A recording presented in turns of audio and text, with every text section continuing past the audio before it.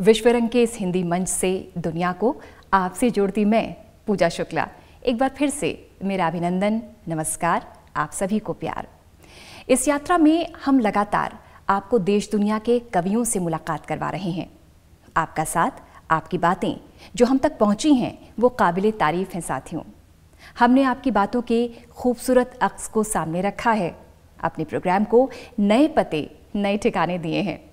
उन्हें जितना मुमकिन था आपके हिसाब से हिंदुस्तानी रंगों से संवारा है, इसके लिए आपका शुक्रिया। उसे विश्व में हिंदी से जोड़ा है। अब भारत से बाहर विदेशी भाषाओं के हिंदी प्रेमी और विद्वान इसे किस तरह से बढ़ा रहे हैं आगे। वो हमारी भाषा में सिर्फ बोल नहीं रहे, उसे विदेशों में सार्थक जीवन भी दे रहे हैं। साथियों, कौन है विदेश के हिंदी अनुरागी? उनसे मुलाकात करते हैं इस सत्र में, इस विशेष सत्र में, यानी विश्व में हिंदी में। वैश्विक हिंदी और विश्व में हिंदी पाठ्यक्रम की एक रूपता की चुनौतियाँ। इस सत्र में मैं आप सबका बहुत स्वागत करता हूँ। मैं इस सत्र के अपने सभी वक्ताओं इंदिरा गांधीवा जी, यूरी बोल्टिकिन जी और सिराजुद्दीन उमर जी का बहुत बहुत स्वागत करता हूँ। हमारे प्रोफेसर सुब्रमण्यम हैं यहाँ पर फिजी से, तो उनका भी बहुत स्वागत। मैं प्रोफेसर सुब्रमण्यम से ये रिक्वेस्ट करूँगा कि वो इस सत्र की अध्यक्षता कर लें, तो थोड़ा सा एक स्वरूप में आप दे पाएंगे। ऐसा माना जाता है कि हिंदी एक वैश्विक भाषा बनने की कगार पर है, लेकिन उसमें बहुत सारे पेच भी हैं। ऐसा नहीं है कि वो बनने ही वाली है। जब तक प्रयास नहीं किया जाएगा, जब तक अपने देश में वो उभर कर भाषा के रूप में स्वीकार सभी जगह नहीं होगी और उसका अपनी आंतरिक भाषाओं से संबंध सम्मान का होगा। उसके अलावा जो बाहर प्रयास हो रहे हैं उसमें एक तरह की एकरूपता लाने का बड़ी चुनौती है। रूस में क्या पढ़ाया जा रहा है, यूक्रेन में क्या पढ़ाया जा रहा है, उज्बेकिस्तान में क्या पढ़ाया जा रहा है, फिजी में क्या हालचाल है। एक शिक्षाविद के रूप में ये मेरी खुद की जिज्ञासा है कि ये सारे जो 66 विश्वविद्यालय असल में पढ़ाते क्या हैं और किस तरह से पढ़ाते हैं, और जब ऐसा करते हैं तो उसको क्या चुनौतियाँ उसमें आती हैं, टेक्नोलॉजी का कितना प्रयोग करते हैं। अभी भी क्या पाठ्यक्रम वही है जो 50 साल पहले था, कि नए लेखक भी इसमें शामिल हो रहे हैं कि नहीं हो रहे हैं, क्या उनका अनुवाद वहाँ हो रहा है कि नहीं हो रहा है। इस तरह बहुत सारी बातें हैं जो इस सत्र में की जानी है। मैं चाहूँगा कि सबसे पहले हम यूरी बोल्टिकिन को आमंत्रित करें। तो बहुत सम्मान के साथ यूरी से कहता हूँ कि अपनी बात कहें, बताएं कि आपके देश में हिंदी के क्या हालचाल है और क्या पाठ्यक्रम में काम, और आप क्या चुनौतियाँ समझती हैं। धन्यवाद, स्वागत जी। धन्यवाद, नमस्कार सब लोगों को। ऐसा हुआ कि यहाँ मौजूद देशों में से जो भारत से सबसे दूर है उसका सबसे पहला नंबर लग गया। सबसे पहले अपना परिचय दे रहा हूँ। वैसे हमें यहाँ बुलाया गया है हिंदी प्राध्यापकों के तौर पर, लेकिन मैं एक बात कहना चाहता हूँ कि अपने यहाँ अपने देश में हम खुद को सिर्फ हिंदी शिक्षक नहीं कहते हैं, क्योंकि हम जो विषय पढ़ाते हैं उनमें हिंदी के अलावा और कई विषय हैं जो भारत से जुड़े हुए हैं, जैसे इतिहास, संस्कृति, दर्शन, यहाँ तक कि लोक कला के बारे में भी बताते हैं छात्रों को। इसलिए हम खुद को भारत वेत्ता कहते हैं। और हमारे विज्ञान का जो क्षेत्र है वो भारत विद्या कहलाता है। ये सच है, शायद ये कुछ हद तक अफसोस की बात है कि हमारे विश्वविद्यालय में हिंदी के अलावा और कभी कभी उर्दू के अलावा और कोई भारतीय भाषा नहीं पढ़ी जाती है। तो हम ये समझ कर कि ये एक राष्ट्रीय भाषा है भारत में, इसको भारत से अपने जुड़ने का एक प्रतीक बनाकर हम सीखते भी है, सिखाते भी है। और जहाँ तक चुनौतियों की बात है या पढ़ने पढ़ाने की सामग्री की बात है, तो हम सब जानते हैं कि आजकल इंटरनेट के ज़माने में सामग्री तो आसानी से उपलब्ध हो सकती है, लेकिन उसको चुन कर छात्रों को पेश करना होता है। क्या है कि हम जब पढ़ते थे तो हमारे पास किताबों और कुछ फिल्मों के अलावा कोई उपाय नहीं था भाषा को जानने के और भाषा का स्तर बढ़ाने का। आजकल तो कुछ भी मिल सकता है इंटरनेट में, लेकिन चुनौती सबसे बड़ी ये आ रही है कि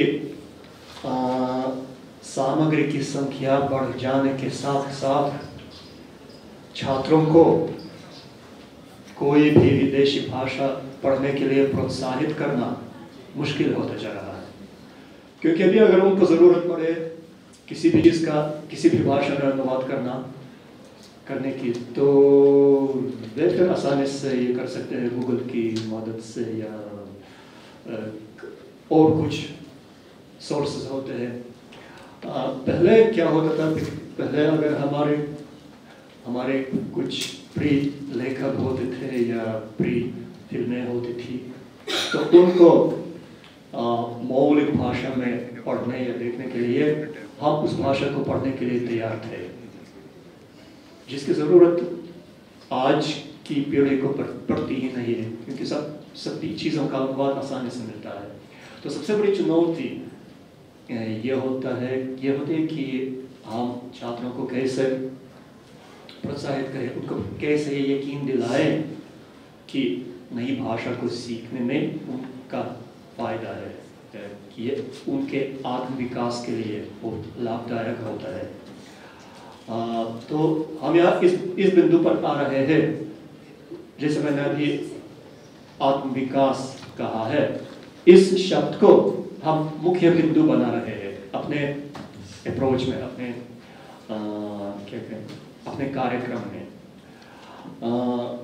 जैसे मैंने कहा कि हिंदी सिर्फ एक भाषा के तौर पर नहीं पढ़ाई जाते हैं, हम इस भाषा को संस्कृति के साथ पढ़ाते हैं, और भाषा पढ़ते वक्त छात्रों को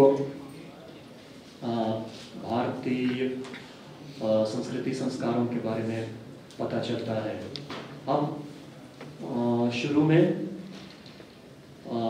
जैसे हमेशा कोई भी भाषा पढ़ते वक्त होता है कि पहले जो मूल व्याकरण होता है उसका आधार बनाना होता है। उसके लिए कुछ छपी हुई किताबें हैं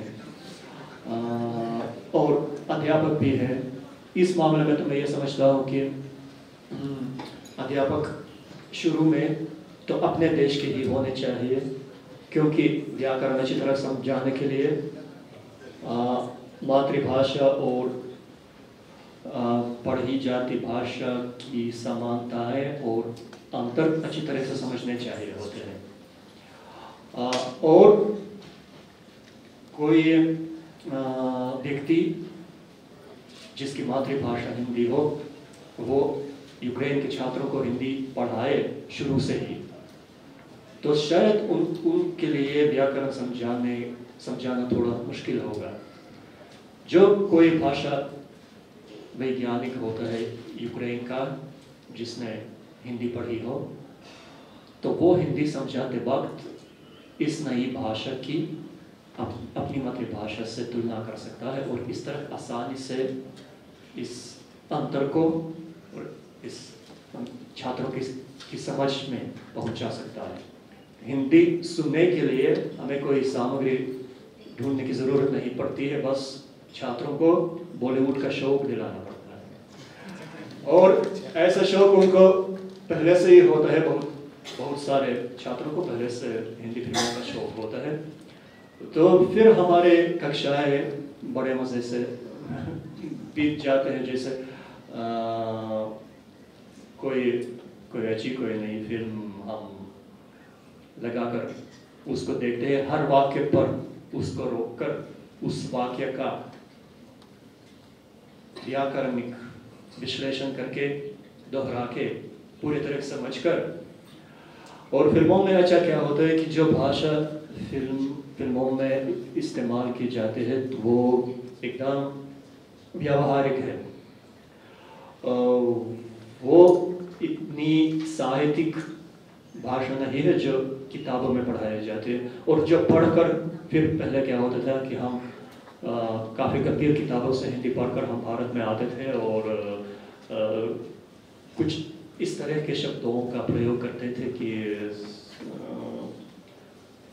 सामने वाले किसी अनौपचारिक बातचीत के दौरान सामने वाले लोग थोड़े घबरा जाते थे कि किस तरह की भाषा बोल रहे हैं। जैसे अभी सम्मेलन में ऐसी बैठक में मैं जिन शब्दों का प्रयोग करता हूँ तो मैं शायद ही इन शब्दों का प्रयोग करूँगा जब मैं अपने हिंदुस्तानी दोस्तों के साथ कहीं चाय पीते हुए बैठा हूँगा या फिर हम ऐसे ही जिंदगी की बातें करते रहेंगे। तब तो और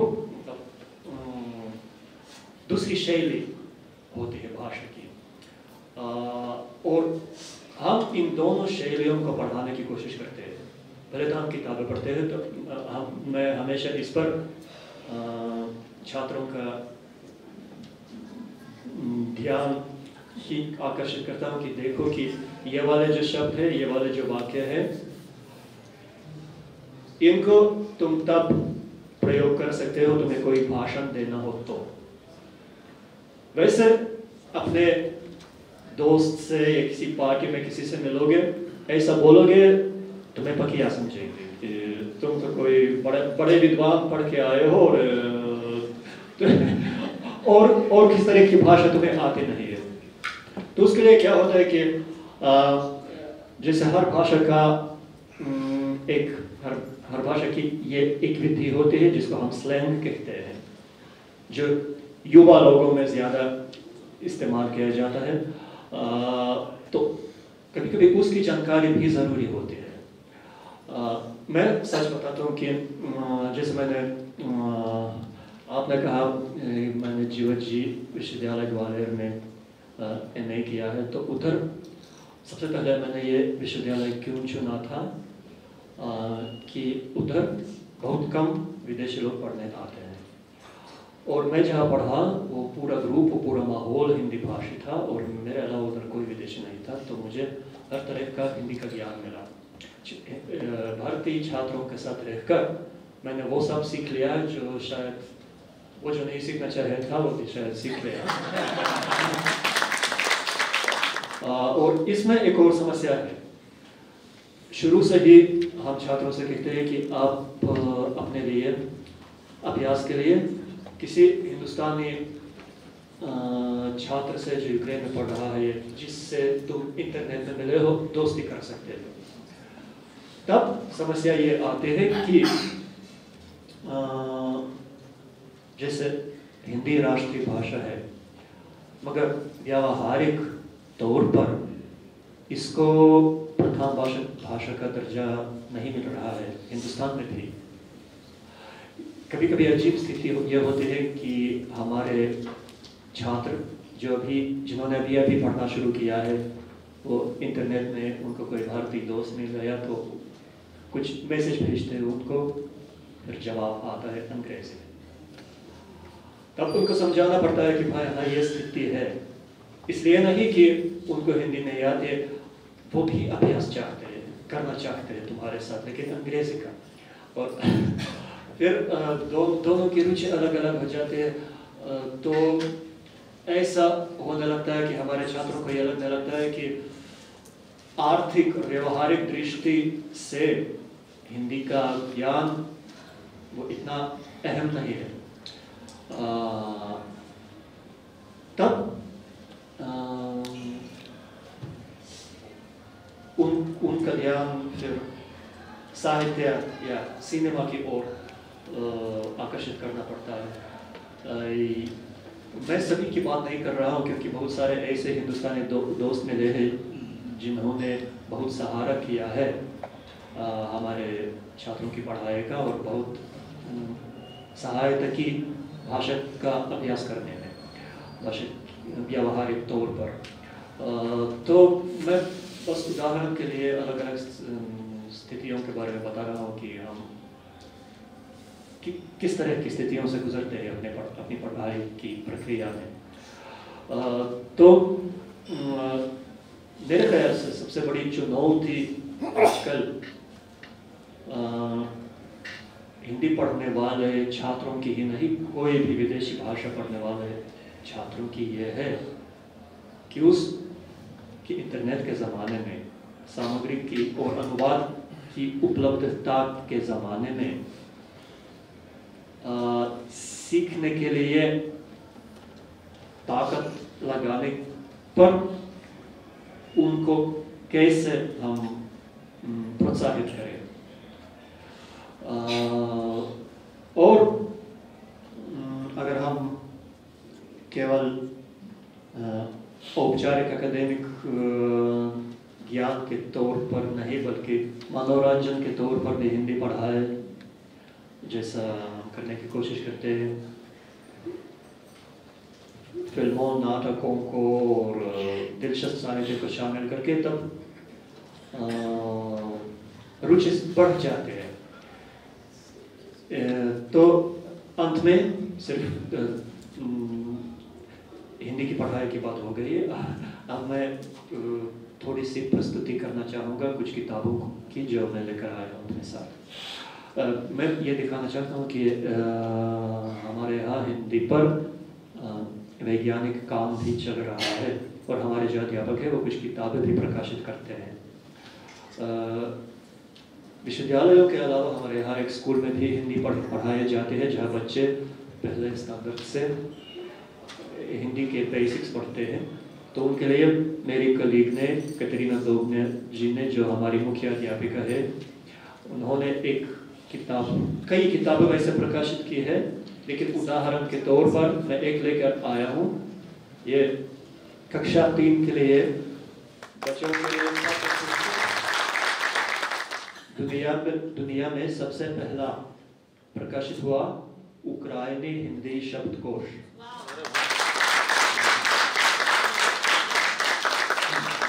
इस पर मैं नहीं मेरे कई छात्रों ने भी काम किया है, सबके नाम इसमें दिए हुए हैं। अब मैं डॉक्टर इंदिरा गालियेवा से अनुरोध करूंगा कि वो अपनी बात कहें।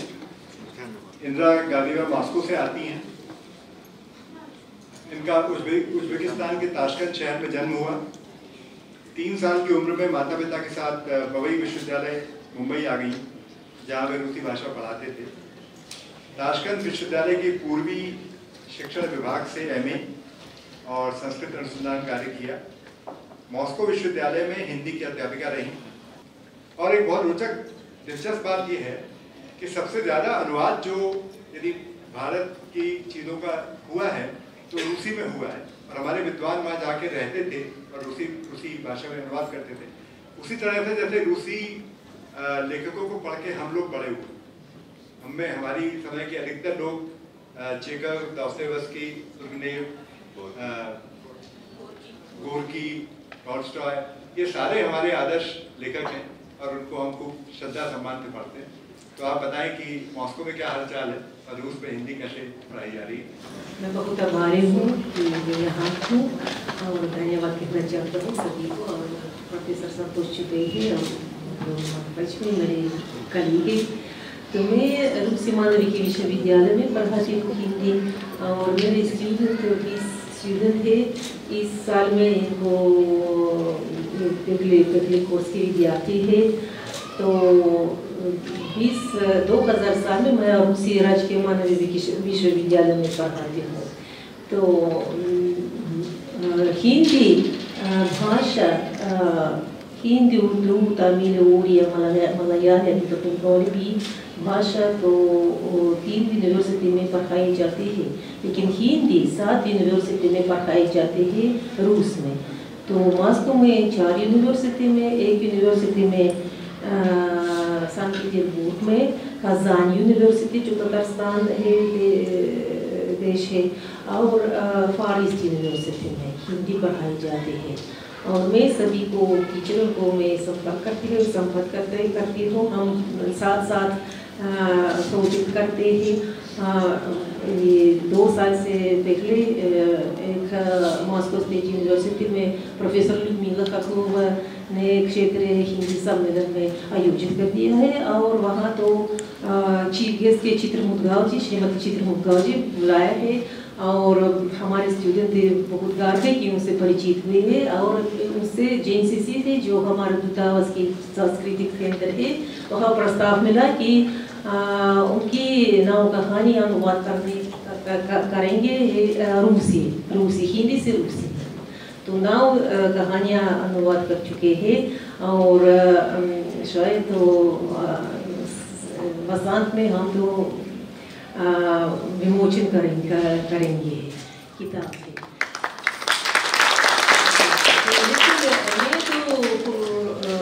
तो रूस में 30,000 लोग भारतीय तो प्रवासी 30,000 लोग रहते हैं, बिजनेस करते हैं और हमेशा हर होलीडे हर त्योहार हम जो मॉस्को में एसोसिएशन जो हिंदुस्तानी समाज एसोसिएशन जो है हम उनसे संपर्क करते हैं और मनाए हैं त्योहार। और साल में दो बार 14 सितंबर जो हिंदी दिवस है और 10 जनवरी जो विश्व हिंदी दिवस है हम लोग मनाए जाते हैं। हिंदी कविताएँ प्रस्तुत करते हैं, नाटक प्रस्तुत करते हैं, डांस करते हैं, तो धूमधाम से मनाए जाते हैं। और जो भी दिवाली, होली, दुर्गा पूजा, जो गणेश चतुर्थी, जो बुद्ध जन्मदिन और गुरु नानक के दिन भी हम मनाए जाते हैं, वे बुलाते हैं।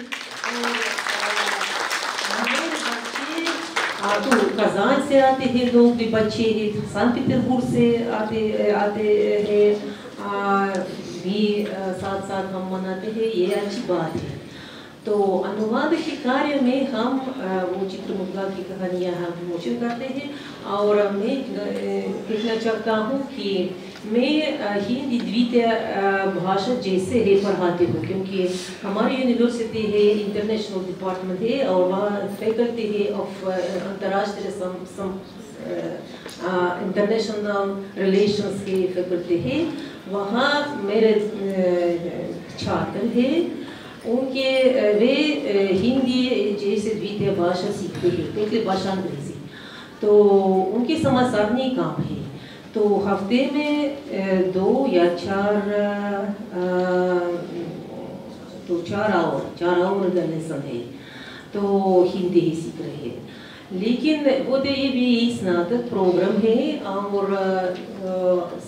7वीं सेमेस्टर में अनुवाद का कार्य है। और पिछले साल हमने श्री अनुपम मिश्र किताब है आज भी खड़े है तालाब है, आज भी खड़े है तालाब है, हम अनुवाद कर दिया है रूसी में। और हमने वो तो PDF में रखे हुए है हमारे किताब।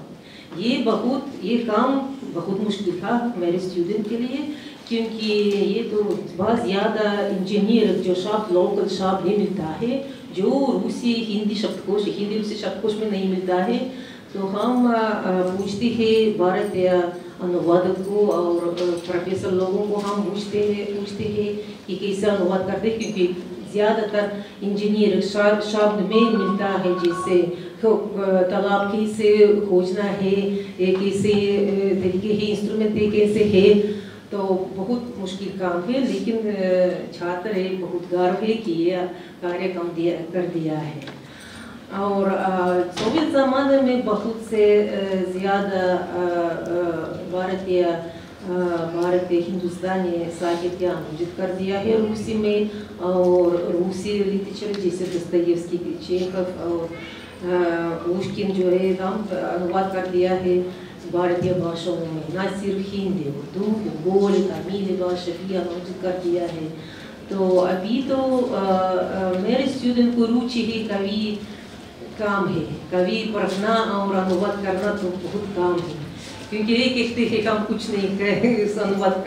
नहीं समझते हैं कि कवि क्या कहना चाहते हैं। पुष्किन तो विश्व में बहुत मशहूर है कवि है, और उनको तो जो हिंदी में एक बार उन्होंने कविता अनुवाद कर दिया है, मैं आपको प्रस्तुत करना चाहता हूँ कि इसे अनुवाद कर दिया है। पहले मैं रूसी में पढ़ूंगी, अब जैसे आपको सुना है कि रूसी भाषा कैसे है। ये कविता है, छोटी सी कविता है। वो कहता है, इस कविता में कहता है कि गर्मी चलती है और सर्दी आने वाला है। उसमें सर्दी बहुत ज़्यादा महीने में हो रहे हैं, 8 महीने सर्दी, और सूरज में आसमान में काम निकल जाते हैं, तो सिर्फ 2 या 3 या 4 घंटे उस आसमान में निकल जाते हैं। तो इसके बारे में छोटा सा एक उदास कविता है। Уж небо осенью дышало, уж реже солнышко блистало, короче становился день. Лесов таинственная сень с печальным шумом обнажалась. Ложился на поля туман, гусей крикливых караван тянулся к югу. Приближалась довольно скучная пора, стоял ноябрь уж у двора. अभी तो मैं हिंदी है बोल। ये शीर्षक, कविता का शीर्षक ये है, अंबर शराब की सांस ले रहा है। अंबर शराब की सांस ले रहा था, कभी कभी सूरज चमक दे रहा था। दीर्घ दिन कम हो रहे थे, रहस्यमय वनों के पत्ते रंजित शोर से गिर रहे थे। खेत कोहरे से ढके हुए हैं,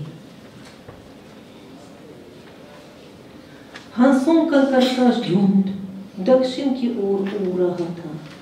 उदास समय नजदीक आ रहा था, नवंबर मास पड़ोस में आ रहा था।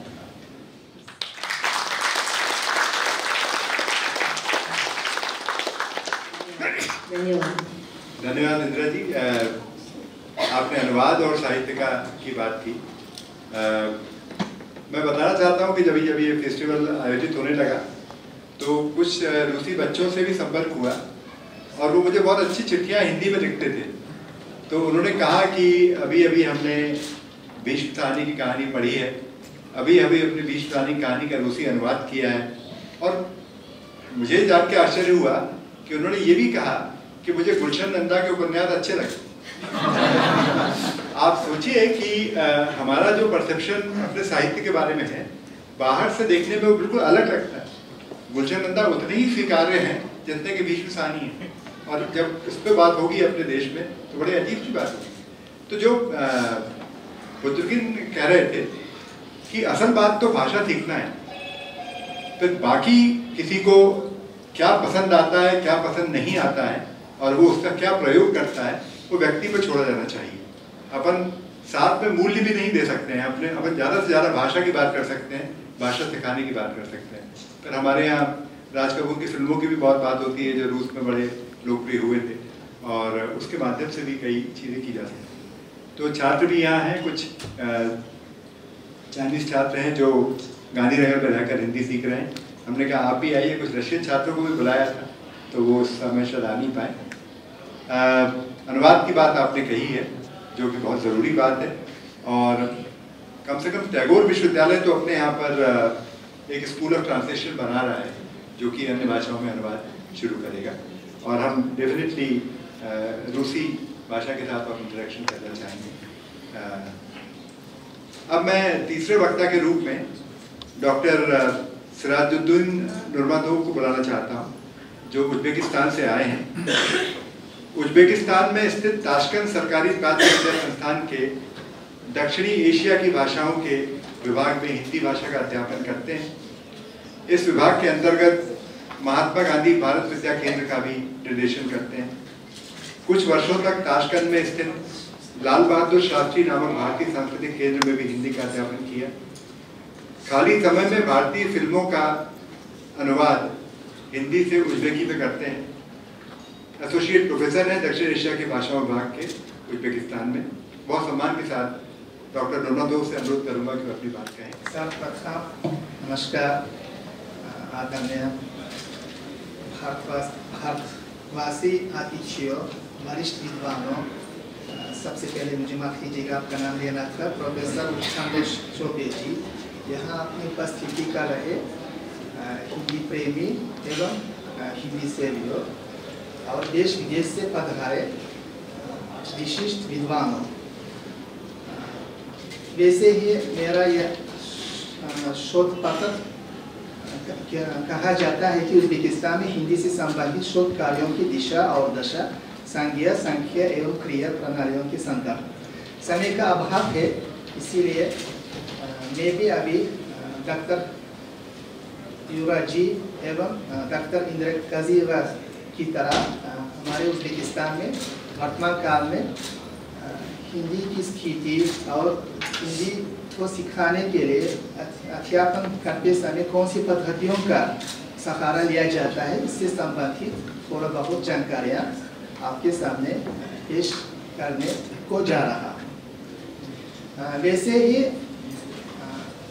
उज़्बेकिस्तान में भारतीय आर्य भाषाएं, विशेष तौर पर हिंदी और उर्दू भाषाओं का अध्ययन और अध्यापन किया जाने का जो ये इतिहास बोलते हैं, तो 70 साल पुराना है। इसका मतलब अर्थात जब से ये महान देश भारत गणराज्य को, भारत गणतंत्र को अपनी स्वाधीनता की प्राप्ति हुई है, तब से यानी सन 1947 से उज़्बेकिस्तान में हिंदी भाषा के साथ ये दूसरी भारतीय आर्य भाषाएं, यानी ये उर्दू, पंजाबी भी, जो यहाँ पंजाबी भाषा के बहुत विख्यात हमारे विद्वान भी लिखी हुई है, उनको भी सब कुछ पता है, पढ़ाने जाने लगी है। और साथ साथ भारतीय साहित्य और भारत का इतिहास, भारत का दर्शन भी पढ़ाने का काम श्री गणेश किया गया था।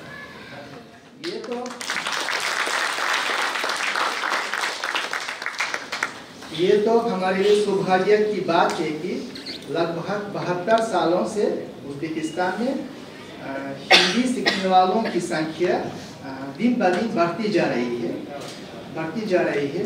पर यह मानना भी ज़रूरी है कि जब सोवियत संघ के ज़माने में हमारे उज़्बेकिस्तान में हिंदी का अध्यापन किया जाता था, उस समय तो विदेश से भी हिंदी प्रेमी लोग यहाँ आके दाखिला लेते थे और 5 साल के दौरान अपना डिप्लोमा पास करके अपनी मातृभूमि चले जाते थे। उदाहरण के लिए वियतनाम से,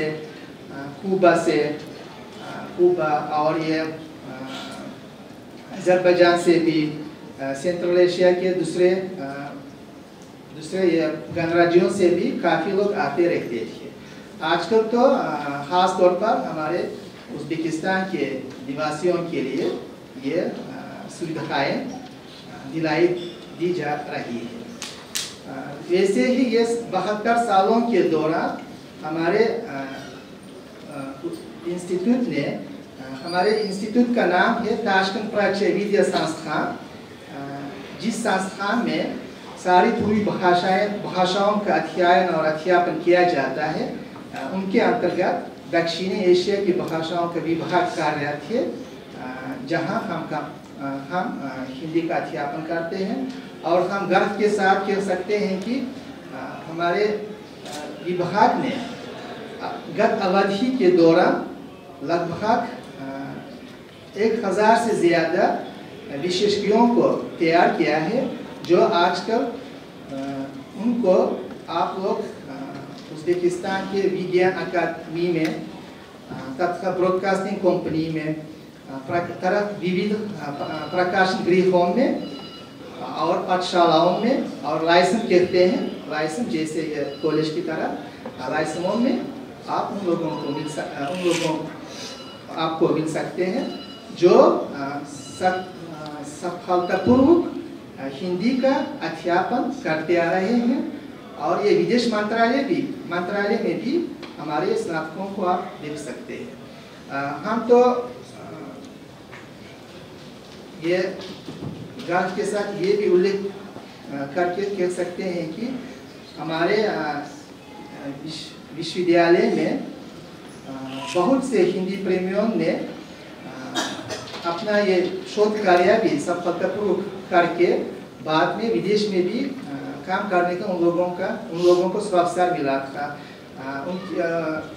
काफ़ी बार ये विदेश में आयोजित किए गए संगोष्ठियों में अपने दिलचस्प ये आलेखों से प्रस्तुत करने का काफ़ी हमारे अध्यापकों को अवसर मिलता रहा है और आजकल भी जाते रहते हैं। उनके बीच प्रोफेसर आज़ाद शमात का लेना मैं समझता हूँ कि ये बहुत हमारे लिए हमारा कर्तव्य है।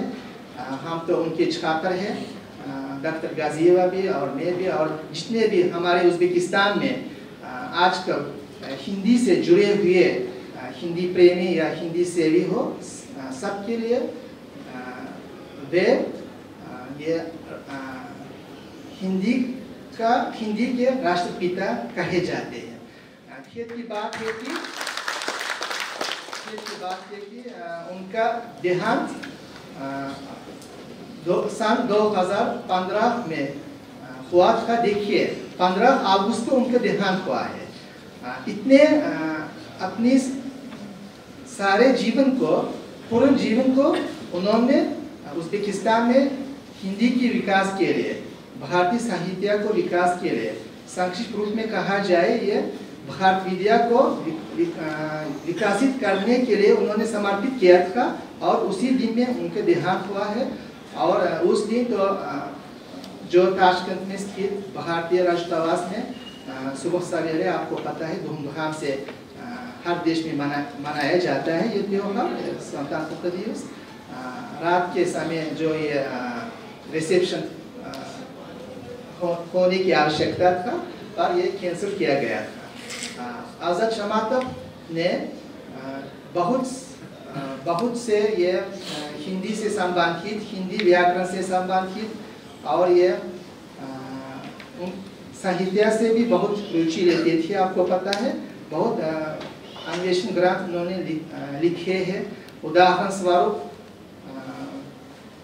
हिंदी भाषा का प्रामाणिक व्याकरण, हिंदी भाषा का सिद्धांतिक व्याकरण और उन्होंने दक्षिणी भी सीखी थी और अपना PhD और DLIT से संबंधित अपना जो शोध कार्य दक्षिणी भाषा से संबंधित ये सामग्रियां प्राप्त करके बाद में उनको डॉक्टर ऑफ साइंस का डिग्री भी प्राप्त हुआ था। और इसके अलावा उज़्बेकिस्तान में ये डॉक्टर उल्फत मुहिदवा का नाम भी लेना आवश्यक समझते हैं क्योंकि उन्होंने हाल ही में भारतीय साहित्य से संबंधित अपना ये DLIT कोर्स खत्म करके समाप्त करके सफलतापूर्वक उन्होंने भी पास किया है। आजकल वर्तमान काल में हमारे विभाग में एक प्रोफेसर, 2 प्रोफेसर, तमारा आचार्य प्रोफेसर बन चुकी हैं और 7 डॉक्टर और 5 प्राध्यापक सक्रिय तौर पर काम करते आ रहे हैं। ये भी उल्लेखनीय है कि अभी आज़ाद शमात का नाम लिया हमने, उन्होंने बहुत कुछ ये हिंदी के लिए किया था। इसीलिए उनकी मृत्यु से पहले, इसका मतलब 2014 को ये आज उनका भी संदेश हमने सुना है। भूतपूर्व भारत गणतंत्र के भूतपूर्व प्रणब मुखर्जी का संदेश सुना है। उन लोगों की कृपा से ये उज़्बेकिस्तान से औपचारिक यात्रा के तौर पर हमारे प्रोफेसर आज़ाद शमात आमंत्रित किए गए थे और उनको भूतपूर्व प्रणब मुखर्जी ने जॉर्ज क्रिस्टन नामक पुरस्कार से सम्मानित किया था। ये भी उज़्बेक हिंदी प्रेमियों के लिए गर्व की बात हुई थी। वैसे ही ये पद्धतियों के दिशा में अगर थोड़ा बहुत बताया जाए तो हमारे विभाग में आजकल BA MA कोर्स के ये कोर्स में हिंदी की पढ़ाई चलाई जाती है। BA कोर्स 4 साल का होता है, MA कोर्स भी 4 साल। हर साल प्रतिवर्ष हिंदी और उर्दू ग्रुप के लिए कम से कम 10 विद्यार्थियों का दाखिला लिया जाता है और ये रूसी ग्रुप में भी होता है और उज़्बेकी समूह में भी। ये तो आजकल तो नई पुस्तकों का भी प्रकाशन किया जा रहा है। वैसे ही ये सोवियत संघ के ज़माने में ये डॉक्टर अवलवा की तरफ से लिखा गया जो ये हिंदी पाठ्य पुस्तक आजकल भी उसका सहारा लिया जाता है। और ये तरह तरह के शब्दकोशों का भी प्रकाशन हो चुका है। ये पहले तो आपको पता है ये आजकल भी ये तो दूसरी भाषा के तौर पर पाठशालाओं में रूसी पढ़ाई जाती है, पर सोवियत संघ के ज़माने में रूसी जैसे पहली भाषा के तौर पर सिखाई जाती थी और सीखी भी जाती थी। इसीलिए उज़्बेकिस्तान को अपनी स्वतंत्रता प्राप्त होने से पहले सारी किताबें रूसी में लिखी जाती थी। ये स्वतंत्रता प्राप्त होने के बाद उज़्बेकी में भी लिखना शुरू किया गया है। आजकल तो ये हिंदी व्याकरण से संबंधित और ये व्यवहारिक सिद्धांतिक हिंदी से संबंधित और एमए कोर्स में बहुत से ये सब्जेक्ट पढ़ाए जाते हैं। उदाहरण स्वरूप हिंदी भाषा का इतिहास, हिंदी व्याकरण का इतिहास, हिंदी साहित्य से संबंधित तरह तरह के पाठ्य पुस्तकों का भी प्रकाशन हो गया है। और हम तो ये भी मानना ज़रूरी है कि उज़्बेकिस्तान में वर्तमान काल में भाषा शास्त्र की दिशा के साथ साथ ये साहित्य की दिशा में भी बहुत ये शोध कार्य भी किए जा रहे हैं। और ये फिल्मों का भी सहारा लेते हैं ये पढ़ाते समय। अभी तो उज़्बेकिस्तान में स्थित भारतीय दूतावास की ओर से बहुत समर्थन दिया जा रहा है। हाल ही में ये ब्लैक बोर्ड कहते हैं, ब्लैक बोर्ड मिला है। और अभी तो नई टेक्नोलॉजी का प्रयोग करके ये नई पद्धति का प्रयोग करके ये हमारे विभाग के अध्यापकों की तरफ से ये हिंदी की शिक्षा दिए जा रहे हैं। और ये जो हिंदी फिल्मों की बात अभी चली है, आपको पता है तो ये मेरे ख्याल में पूरे भूतपूर्व सोवियत संघ में हिंदी गाने बहुत लोकप्रिय है, हिंदी फिल्में बहुत लोकप्रिय है, उज़्बेकिस्तान में भी बहुत लोकप्रिय है। ये लगभग प्रतिदिन चैनल में आप नई नई हिंदी फिल्मों को आप देख सकते हैं। मतलब पहले उनका अनुवाद किया जाता है, बाद में डबिंग भी किया जाता है। इसका भी हम सहारा लेते हैं क्योंकि ज़बान ऐसी चीज़ है, भाषा ऐसी चीज़ है, उसको व्यावहारिक तौर पर सीखने के लिए या उस देश को अभ्यास के लिए जाना चाहिए या भारतवासी लोगों से लगातार बातचीत करने की आवश्यकता है, या ऐसे क्या मतलब ये फिल्मों के सहारा भी ये अध्ययन किया जा सकता है। इसीलिए हम कभी कभी ये हिंदी फिल्मों का जो हिंदी में हमारे छात्र छात्राओं को, विद्यार्थियों को हम टीवी पर दिखाते हैं और अनुवाद करवाते हैं। हमारे तो छात्र छात्राएं विद्यार्थी पहली बार जब देखते हैं थोड़ा बहुत समझ लेते हैं, दूसरी बार ये 80% अनुवाद करने की कोशिश करते हैं, तीसरी बार तो पूरी तरह अनुवाद करने की कोशिश करते हैं। अभी डॉक्टर युवराज जी ने बताया है कि ठीक कहा उन्होंने, ये भारत में ये हिंदी के साथ साथ अंग्रेजी भाषा भी प्रचलित है, ये तो जानते हैं। और हमसे भी कभी कभी हमारे जो विद्यार्थी प्रश्न करते रहते थे कि अध्यापक जी क्यों हम हिंदी सीख रहे हैं, जब ये भारतवासी लोग स्वयं इसका प्रयोग बहुत कम करते हैं। पर हम कहते थे कि ये तो क्या मतलब आपके स्तर का प्रश्न नहीं है, आप अच्छी तरह से सीख लीजिए, क्योंकि आपका ये कर्तव्य सिर्फ अध्ययन करना है।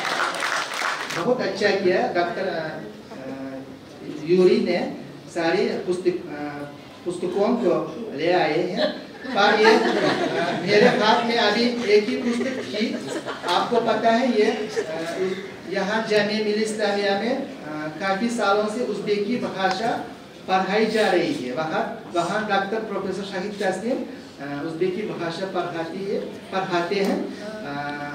मेरे कमरे में और एक रूम में एक इसकी प्रति है। अभी हिंदी उज़्बेकी नवश वैज्ञानिक शब्दकोश का प्रकाशन हुआ था डॉक्टर शिरीन जलीलोवा की ओर से। इसके अलावा बहुत शब्दकोशों का प्रकाशन हुआ है और पाठ्य पुस्तकों का भी प्रकाशन हुआ है। ये सारी पुस्तकों के नाम ये मेरे शोध पत्र में लिखे गए हैं।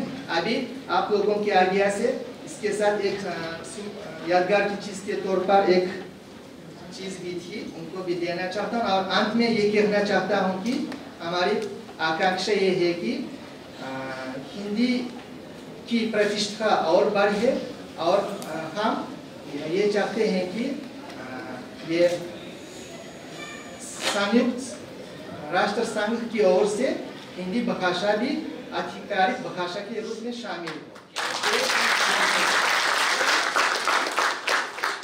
बहुत बढ़िया बातें उन्होंने की। असल में मुझे वाकई लग रहा है कि समय बहुत कम है, हम सबको वक्ताओं को कम से कम आधा घंटा और देना चाहिए था, पर क्योंकि और भी हमारे वक्ता अगले सत्र के भी हैं और हम चाहते हैं कि सबसे बातचीत की जाए, तो मैं भी माफ़ी चाहता हूँ, आपको समय थोड़ा कम मिला, पर आप बहुत अच्छी बातें कर रहे थे और इसके लिए आपको बधाई। मैं बहुत सम्मान के साथ फिजी से आए प्रोफेसर सुब्रमणी से अनुरोध करूँगा कि वो अपनी बात रखें। प्रोफेसर सुब्रमणी जो हैं वो कार्यवाहक कुलपति हैं फिजी विश्वविद्यालय में, फिजी विश्वविद्यालय में भाषा और साहित्य के प्रोफेसर हैं। आधा दर्जन पुस्तकों के लेखक हैं। गिरमिटिया मजदूर के बेटे हैं जो 1912 में केरल से एर्नाकुलम से फिजी पहुंचे थे। ये हिंदी और अंग्रेजी दोनों में लिखते हैं। डंका पुराण, कला की तलाश, फिजी माँ, अंग्रेजी में altering imagination, wild flowers, the Indo Fijian experience, changing location, reason to imagine, और इनके बहुत सारे पुरस्कार भी मिले हैं। एक किताब ये लेके आए हैं यहाँ पर जो फिजी माँ है, लगभग 2 की मदद की साइज की है। ये मोटी सी किताब है जिसे मैंने अपने एक दोस्त को दिखाया तो उन्होंने कहा मुझसे कि इससे तो मेरी मौत हो जाएगी इसलिए कि वो लेट कर पढ़ते थे और कभी कभी पढ़ते पढ़ते सो जाते और अगर वो पुस्तक उसके चेहरे पे गिरा तो उसका नक्शा हो जाएगा। कहा कि इससे मेरा मौत भी हो सकता है। तो ये सुनकर मैं बहुत खुश हुआ क्योंकि मैं चाहता हूँ कि कोई पुस्तक किसी के मौत के कारण हो। आजकल जो लोग हैं वो पुस्तकों से दूर भाग रहे हैं, तो ये पुस्तक का बदला समझिए। मैं विषय से थोड़ा हटकर बात करूँगा क्योंकि मुझे नहीं मालूम कि हिंदी कैसे पढ़ाया जाता है, लेकिन इतना तो मुझे मालूम है कि हिंदी से बच्चे दूर भाग रहे हैं और इसका कई कारण है। मैं हिंदी नहीं पढ़ाता हूँ, लेकिन जो बच्चे हिंदी से भाग रहे हैं वो अंग्रेजी पढ़ने के लिए मेरे पास आते हैं, तो मुझे फ़ायदा होता है। मैं अंग्रेजी का प्रोफेसर हूँ और अंग्रेजी में ज़्यादातर लिखता हूँ। और क्यों मैं हटकर अंग्रेजी से हिंदी में लिखा, ये इसका कारण शायद मेरे वार्तालाप से आपको पता लगेगा। तो ये फिजी माँ एक लंबी सी पुस्तक है और ये 1000 पन्नों से ज़्यादा का है। ये पुस्तक आपको कहती है कि इसको उठाकर आप थोड़ा धीरे से चलें, क्योंकि आजकल इतना ज़्यादा भाग दौड़ है कि उपन्यास हम लोगों से यही बात कहती है कि थोड़ा आहिस्ते चलो, थम कर चलो। खासकर इस युग में जहाँ सबसे महत्वपूर्ण संदेशा है कि हमें ध्यान देना चाहिए, चिंतन करना चाहिए और उपन्यास की गति से चलना चाहिए। मैं माने खोज रहा था कि क्यों ये उपन्यास यहाँ रविंद्रनाथ टैगोर यूनिवर्सिटी में लॉन्च हुआ।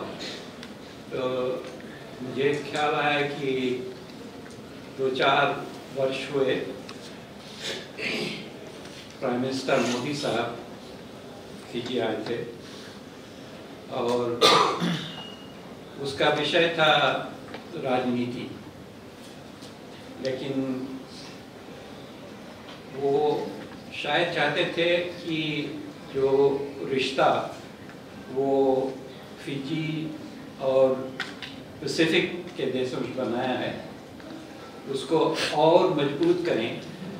तो मैं इस हिंदी उपन्यास के विषय में थोड़ा कहूँगा और वही बात कहूँगा इसमें क्या नयापन है। अगर आप अंग्रेजी के प्रोफेसर हैं, अगर आप अंग्रेजी में लिखते हैं, यदि आप मुड़कर हिंदी में एक उपन्यास लिख दिया तो आप अपने आप को एक परेशानी में डाल देंगे, क्योंकि अंग्रेजी वाले सोचेंगे कि आपने अंग्रेजी भाषा त्याग दिया है और वो आपसे दूर होने लगेंगे। हिंदी वाले बोलेंगे कि इस पर विश्वास करना मुश्किल है, क्योंकि ये फिजी हिंदी में लिख रहा है और फिजी हिंदी एक टूटी भाषा माना जाता है और इसमें गंभीरता से कुछ नहीं लिखा जा सकता। तो वो भी आप पर ध्यान नहीं देंगे। तो इससे आपको एक तरह का अकेलापन महसूस होगा, ये स्वाभाविक है। जब आप दो भाषाओं के बीच में काम करते हैं, कभी आप एक भाषा के भीतर रहते हैं और कभी दूसरी भाषा के भीतर रहते हैं, ना आप इस भाषा के होते हैं ना उस भाषा के होते हैं और ना अंग्रेजी वाले आपको अपनाते हैं ना हिंदी वाले आपको अपनाते हैं। मेरा विश्वास है यही में आपकी आज़ादी है। इतना बताना जरूर मैं समझूंगा कि मैं सदा से अंग्रेजी में लिखता है और जब हिंदी में लिखना शुरू किया तो मुझे एक नई तरह की आज़ादी महसूस हुई और वो मेरे लेखनी में भी आपको मिलेगा। तो दो भाषाओं के बीच में काम करने से आपके पास दो भाषाओं की ताकत होती है, एनर्जी होती है और विश्व दृष्टि होती है, उसका इतिहास आपके पास होता है। तो शायद आप एक नई तरह के लेखनी उपन्यास काम कर रहे हैं जिसका अभी नाम नहीं दिया गया, जो पोस्ट कॉलोनियल लिटरेचर जिसे हम कहते हैं, उसमें एक तरह की थकावट आने लगी है, क्योंकि आप देखेंगे नया पुस्तक निकलता है वही बात घुमाकर लिखा जाता है। लेकिन मेरा विश्वास है कि जो एक नई उपन्यास, नई साहित्य का जन्म हो रहा है, जो दो भाषाओं के बीच में काम करता है, वो पोस्ट कॉलोनियल लिटरेचर को एक नई जोश दे सकता है। और मेरा यह भी विश्वास है कि मातृभाषा में जो लिखते हैं वो भी पोस्ट कॉलोनियल लिटरेचर को जागृत कर सकते हैं। लेकिन आपको उसमें कुछ नई तरीके से काम करना होगा। ये वर्ष को हम international year of indigenous language समझते हैं। विश्व के कई भाषाएं खतरे की ओर मुड़ रही है और इसमें हमारा फिजी के तो भाषा भी खतरे की ओर जा रही है। एक है जो आदिवासी का इतोके भाषा, इसलिए कि इतोके भाषा सिर्फ बोलने की भाषा है, उसमें कोई खास साहित्य की रचना नहीं हुई है। और हिंदी भाषा इसलिए कि आजकल के नवयुवक मातृभाषा से दूर होते जा रहे हैं और हिंदी में पढ़ना लिखना छोड़ते जा रहे हैं। सिर्फ हिंदी भाषा में नहीं, मेरा देखने में आया है कि आजकल जो नवयुवक है वो किसी भाषा में भी पढ़ना नहीं चाहते हैं और ऐसे लगता है कि एक समय लोग अनपढ़ थे क्योंकि वो पढ़ना लिखना नहीं जानते थे और आज जो युवक है वो पढ़ना लिखना जानते हैं लेकिन पढ़ना लिखना नहीं जानते। तो एक तरह का नई अनपढ़ जो नवयुवक हैं वो दृष्टि में आ रही है। फिजी एक समय छोटा भारत कहलाता था इसलिए कि वहाँ पर हिंदी इतना मजबूत था, लेकिन अब जो हिंदी है फिजी में वो ट्रिनिडाद और गयाना की तरह होने लगी है। लेकिन ये रोका जा सकता है और इसके लिए एक आंदोलन की जरूरत है और शायद इस आंदोलन में आप भी शामिल हो सकते हैं और किस तरह ये आपको सुलझाना होगा। ये उपन्यास जो मैंने लिखा फिजी माँ, हो सकता है ये आंदोलन की शुरुआत है क्योंकि ये उपन्यास एक भाषा का आर्काइव है और अगर आप पोस्टमॉडर्न भाषा का प्रयोग करते हैं तो ये ऐसा उपन्यास है जो एक शब्दकोश भी कहलाया जा सकता है।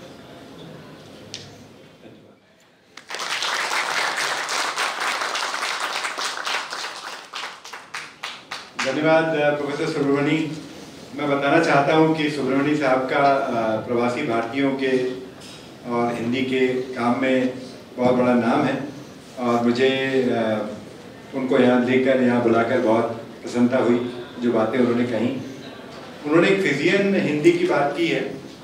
एक किताब जो फिजी माँ है उसका एक 2-3-4 लाइनें आपको पढ़ के सुनाता हूँ। आपको भाषा के डिफरेंट फ्लेवर मिलेगा इसमें और हमारे यहाँ की कुछ बोलियों से भी सामने उसका मिलेगा। अगल बगल वाले मल्ली मल्ली चिल्लाए लगे, सबके आंखें मल्ली पे। मल्ली आपन नाम सुन के जगी, तगड़ी लड़की, अच्छा से कोई के धक्का दे तो बिरगी आ जाई। अचक्के में कोई बोल मल्ली के मुड़े पे फेंकेस, पता नहीं कैसे मल्ली बोल रोक ली हिस। आंखी मूंद के दौड़ी सबके धक्कियार, बोल फेंकी दोनों हाथ से, बोल ऊपर से गए सीधे रिंग में गिरा। गरावन में कोलाहल मच गए।